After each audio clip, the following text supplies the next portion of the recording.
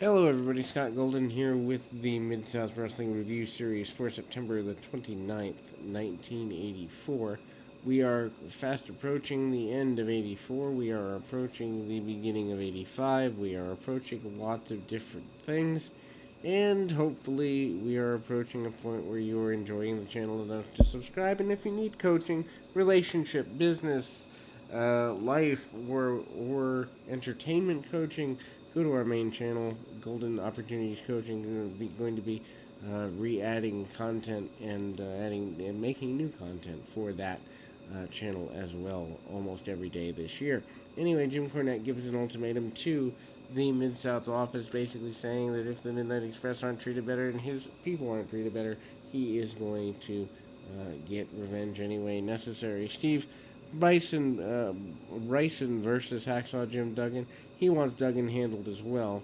Obviously, Hercules and Duggan have been going around about for a while now, and it is certainly worth paying attention to the fact that, in fact, they are, I guess, struggling to coexist. Anyway, Duggan manages to get kind of allowed himself to get pushed around, for lack of a better term. I don't really have another term for it, as Bryson should not have the power advantage in any scenario with Duggan, but does.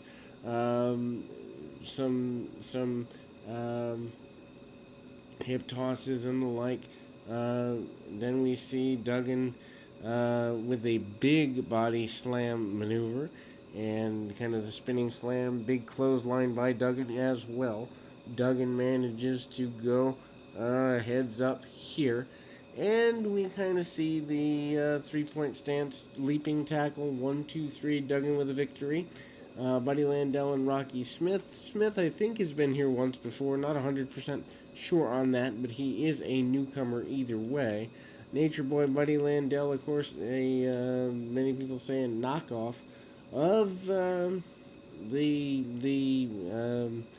original Nature Boy Buddy Rogers and thereby Ric Flair.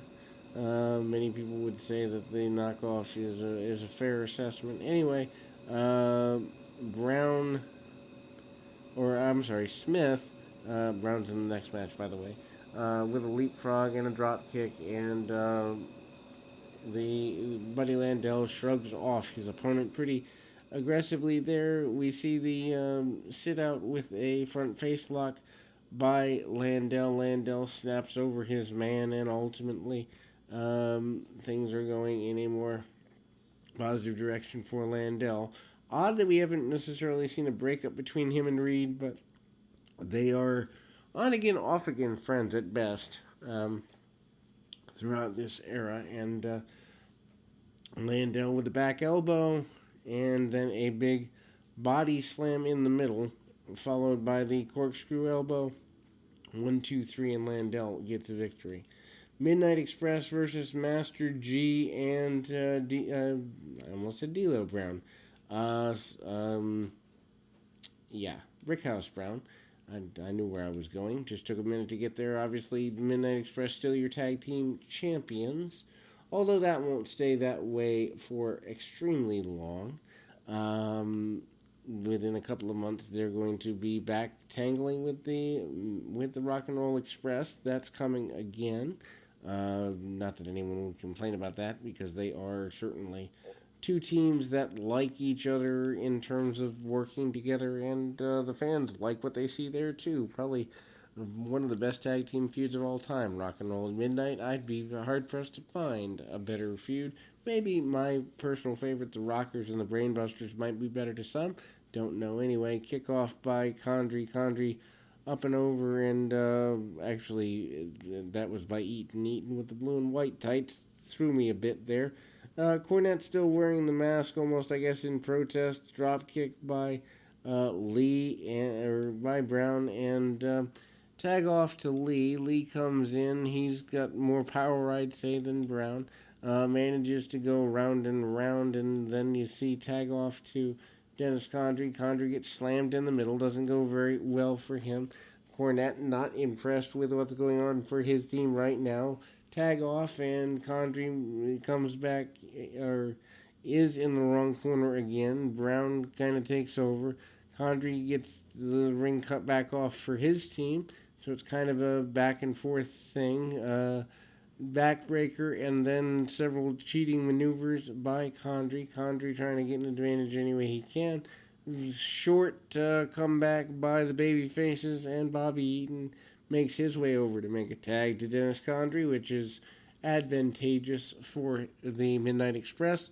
Bump and feed all the way around for the Midnights, and then you see Buddy Landell make his way in to humiliate Master G and Brown. Slapjacks along the way, and whipping with belts on Master G. Master G has had enough of this, manages to break free momentarily, although he's made to look almost superhuman, which I don't know that that's necessarily a good thing. The heels eventually do run off Terry Taylor and Jason Walker up next. Terry Taylor kind of has been floundering a bit since the last couple of months, not really having a clear, decisive direction in the last couple of months. Terry Taylor, though, managing to do everything he needs to do in order to get things going in his direction, including some side headlock takeovers, staying on the arm, hammerlocks and takedowns, driving the knee into the arm, doing everything he can to wrestle within the rules. Interesting when Taylor does finally turn heel. I don't remember what causes that to come about, but Taylor does get a victory here. He manages to go get the up and over with the forearm and pushes himself over for the win. Hercules and Dr. Death against Magnum TA and Sonny King. Interesting team there. They are given a good bit of time. Obviously, TA probably the most decorated guy in Mid-South at this point, maybe behind Hacksaw Duggan. Certainly by this point, though, you would assume that Duggan, probably the biggest babyface in the area since the Junkyard Dog left. Crossbody on Hercules for a near fall, and then you see a series of arm drags by Magnum TA. TA not happy that Hercules bails out, but he does. Hits a knee to the midsection, and then a short knee there. Drop kick under the chin of Dr. Death Steve Williams. This is a bit of a dream match, except for Sonny King being in there, but King kind of filling in a role of a localized babyface. Weak kicks by King in the meantime, Irish whip, and a big back body drop attempted, but there's a little bit of hesitation from Dr. Death to go over on the back body drop for some reason. Clothesline by Williams. Williams manages to do everything he can to get ultimately things going there. And, hard shot and a attempted shot to the midsection. Then we see Magnum tag back in, coming in, cleaning house on both Williams and Hercules. Hits a drop kick. Meanwhile, double chop, double thrust to the chest by Williams. Williams with a shot right under the nose of TA. TA gets laid out momentarily, but not permanently. Bear hug by Steve Williams. You've got to assume that Williams and TA will go at it sooner or later.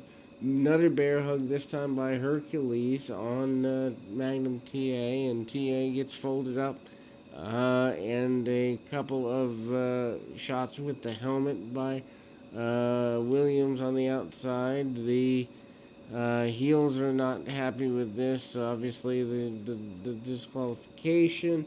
And Magnum TA gets laid out pretty aggressively there. Rick McCord and Superstar Bill Dundee. This is the first time that Dundee's been on TV, and I might have been wrong. He came in late to book in '84. I don't know, but he and McCord are tied up. He gets shoved back. Obviously, Dundee primarily in areas other than Memphis.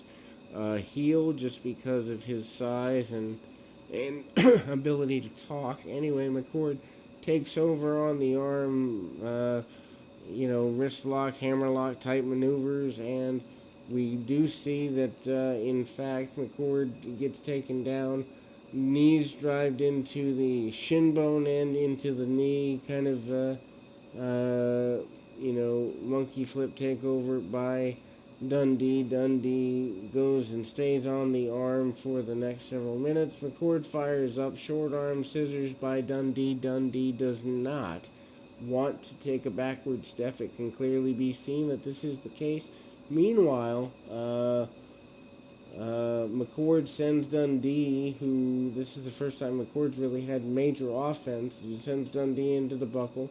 Dundee comes back and does the duck down, almost a overhead power slam, and Dundee allows his man to come out the back door. Head scissors takeover, and then into a sleeper. The match is stopped by the referee due to the sleeper hold, and we will close September with a win for Bill Dundee. We'll be back with more right after this.